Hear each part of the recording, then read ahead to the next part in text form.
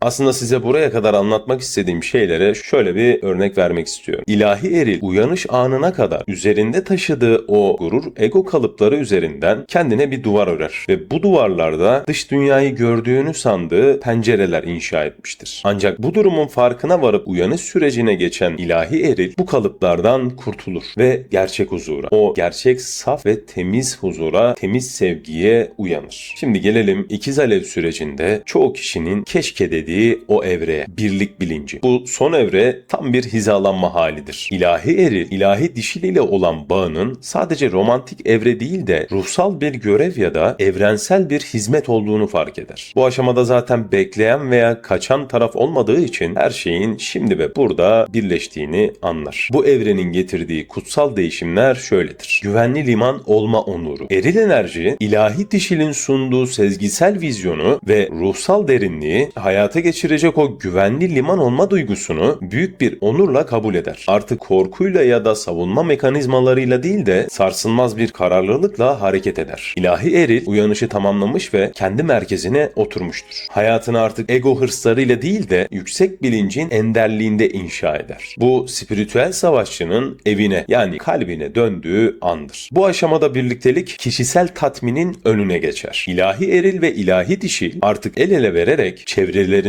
ve bütüne ışık saçan bir güç birliğine dönüşürler. Onların birliği dünyadaki diğer ruhlar için bir şifa ve umut kaynağı olur. İlahi eril bu evreye ulaştığında ilahi dişil için de süreç tamamlanmış olur. Artık birbirlerini dönüştürmek veya iyileştirmek zorunda olmazlar. Sadece birlikte var olmanın ve yaratımın tadını çıkarırlar. İşte tam olarak bu nokta ayrılığın bir illüzyon, birliğin ise tek gerçek olduğunu kanıtlayan en yüksek mertebedir. Peki tüm bu fırtınalar bittiğinde ortaya nasıl bir profil çıkar? Gelin şimdi bir ilahi erilin ilahi frekansta uyandığını gösteren 5 temel özelliği inceleyelim. Uyanmış eril bir kaya gibidir. Ancak bu kaya sertliğinden değil, dinginliğinden gelir. Duygusal fırtınalar karşısında asla savrulmaz. Aksine partnerine ve çevresine "ben buradayım" imajı verir. Artık korkuyla değil de sevgiyle korur. Yani bir durum karşısında artık kaçışlar son bulmuştur. Eğer bir durum yaşandıysa ve gerçekten o konu üzerinde kalınacaksa cesur bir şekilde sizinle konuşmaya başlar. Ama bu ego ile ya da gururla, kibirle değil. Tamamen kendi benliğiyle birlikte konuşur. Ve maskeler uyanış sürecinde düştüğünden dolayı o artık stratejilerle ya da oyunlarla ilgilenmez. Çünkü kendi gölge yanlarını çoktan kabul etmiştir. Yanlış yaptığında özür dileyebilir. Zayıf hissettiğinde bunu dile getirir. Ve onun gücü dürüstlüğündeki o netlikten gelir. Eski eril sadece verilerle hareket ederdi. Uyanmış ilahi eril ise kalbinin o iç sesini bir rehber olarak kabul eder ve stratejik zekasını ruhunun vizyonuna hizmet etmek için kullanır. Yani artık sadece akıllı değil, artık bir bilgedir. O artık sadece kendi egosu ya da kişisel çıkarları için yaşamaz. Ben neyi iyileştirebilirim sorusunu kendisine sorar. Ailesine, ilişkisine ve dünyaya bir değer katma, bir miras bırakma arzusuyla hareket eder. Gücünü ise ezmek için değil, yükseltmek için kullanır. Belki de en belirgin özellik şudur. Uyanmış bir eril, dişil enerjinin kutsallığını fark eder. Uyanmış bir eril artık ilahi dişili, ruhsal bir yol arkadaşı ve hayatın yaratıcı kaynağı olarak görür. Onun ışığını söndürmeye çalışmaz. Onun ışığının daha fazla parlaması için yakıt olur. Ve gelelim sonuca. İlahi erilin uyanışı belki geç olur. Belki çok sancılı olur ama bu uyanış gerçekleştiğinde tüm dünyayı şifalandıracak kadar güçlü olur. Eğer siz de bu sürecin içerisindeyseniz unutmayın. En karanlık anlık an şafağa en yakın olandır. Duvarların yıkılması evinizin yıkılması demek değildir. O duvarlar sadece manzaranın görünmesini engelliyordu. Videoyu buraya kadar izleyen arkadaşlara çok teşekkür ediyorum. Hepimiz bu sürecin içerisindeyiz. Kimimiz daha başında, kimimiz ortasında ya da kimimiz üzerinden yıllar geçmiş ve hala daha aklında olan ilahi dişilin, onun aklını kurcalamasına sebep olan bazı sorularla boğuşuyor. Size şunu söylemem gerekiyor ki sürecin içerisinde olan biri olarak hepimizin düşünceleri hemen hemen aynı. Keşke bazı şeyleri anlasa, keşke bazı şeyleri gerçekten görebilse diyoruz. Ama gerçek şu, biz bu uyanış süreci içerisine girerken kimse oturup bizi böyle izlemedi. Yani partnerinizden bahsediyorum. Şimdi biz bu uyanış süreci içerisine girdikten sonra ne oluyor diyerek belki araştırmalar yaptık, belki işaretler gördük ve biz buna atıldık. Yani bu işaretler sonucu biz böyle bir şeyin varlığını kabul etmeye başladık. Şimdi karşınızdaki partnerin de şöyle bir sorunu olabilir. Şimdi bunu siz öğrendiniz ama öğrenemedi. Henüz onun sırası gelmedi. Onun öğrenebilmesi için de bizim geçtiğimiz süreçlerden geçmesi gerekiyor. Ama şöyle bir fark var. Karşınızdaki partneriniz, şu an ilahi erillerden bahsediyoruz zaten. İlahi dişiller daha önde uyandığını biliyoruz. Ama şöyle bir problem var. İlahi erillerin içinde gurur, ego, kibir kalıpları olduğu için şöyle bir sorun oluşuyor her iki taraftan da. Şimdi ilahi eril zaten egosuyla, gururuyla, kibiriyle uğraşırken bir de siz onun karşısına tüm konuya ya da konuya hakim olarak geldiğinizde kendisini geri kalmış hissedebilir ve bu geri kalmış hissi onda daha fazla ego yapmasına, daha fazla gurur yapmasına sebep olabilir. Yani şuna benzer bir şeyle karşılaşabilirsiniz. Bunu duyun ya da duymayın. Diyelim ki ilahi eril ikiz alev konusuna inanıyor. Yani inanmaya başladı. Şimdi burada hem fiziksel dünyada hem ruhsal dünyada bir itme çekme dengesi başladığını düşünüyorum o süreçten sonra. Şimdi burada ilahi eriliniz mantıken şöyle bir şey yapabilir. Burada egosu konuşur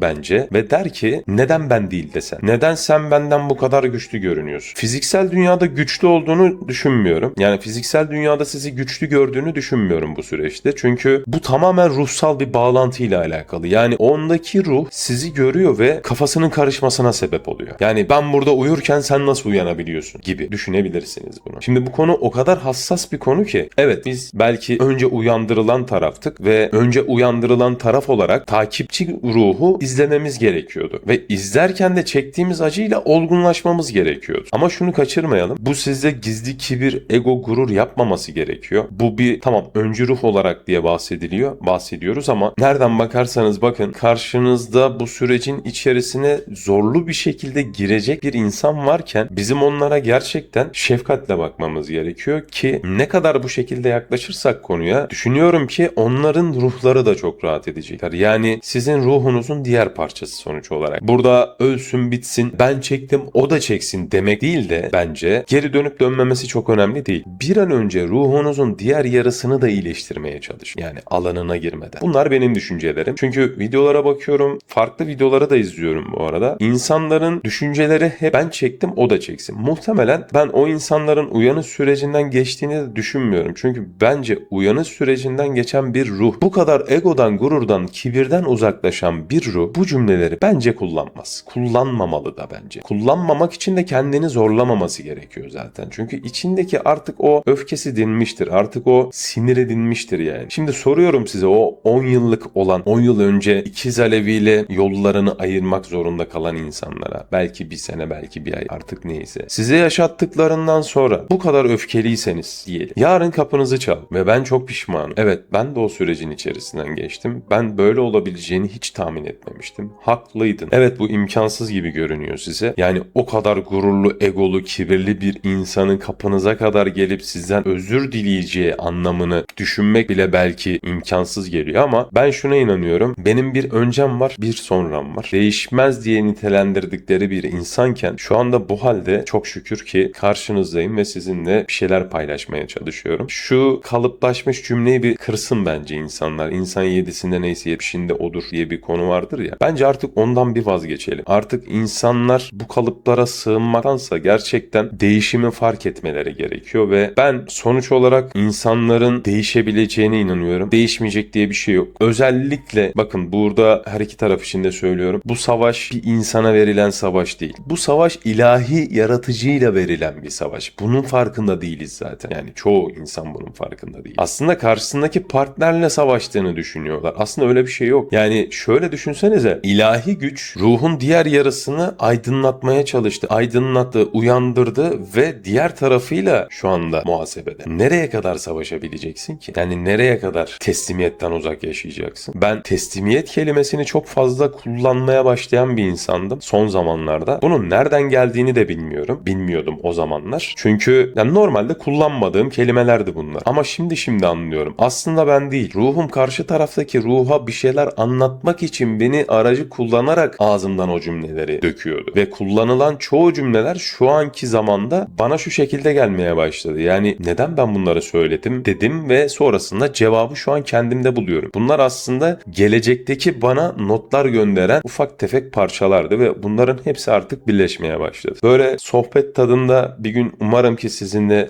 muhabbet sohbet edebileceğimiz bir ortam yakalayabiliriz. Bu sabah da bir short videosu paylaştım. 1000 aboneyi geçti diye. Gerçekten her birinize tek tek çok teşekkür ediyorum. Umarım ki bu süreçte çok fazla yıpranmadan, çok fazla yara almadan, çok fazla uykularınız kaçmadan, çok fazla kabuslar görmeden Rabbimin o ilahi düzenine, o ilahi yolunda kendi ışığınızla daha aydınlık bir şekilde yürürsünüz. Partnerinizle aynı şekilde kimseye beddua etmek yok. Kimsenin ışığını kapatma niyetimiz yok. Rabbim hepimizin gücüne güç katsın. Kendinize çok iyi bakın. Görüşmek üzere.